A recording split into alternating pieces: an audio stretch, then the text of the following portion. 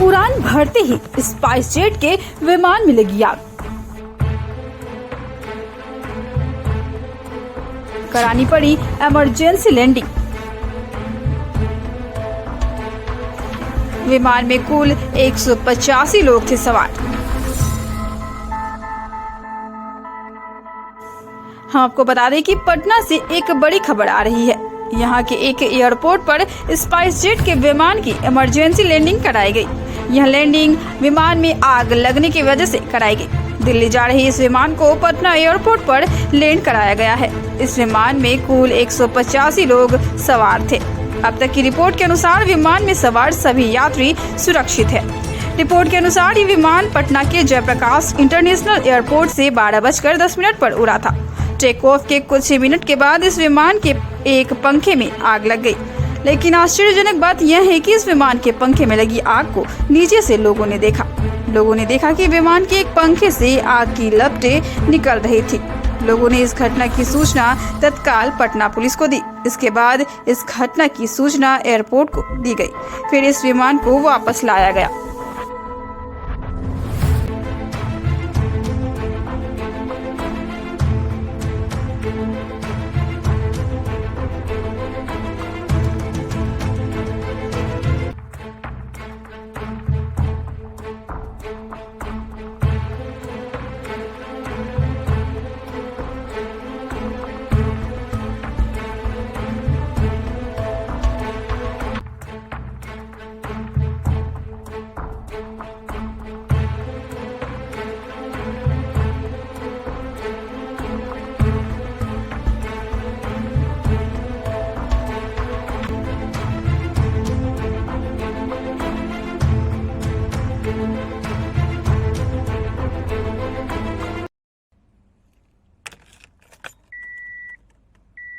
क्या आपके पास है वैध वाहन इंश्योरेंस पॉलिसी? बिना वैध इंश्योरेंस पॉलिसी के वाहन चलाना पड़ सकता है भारी।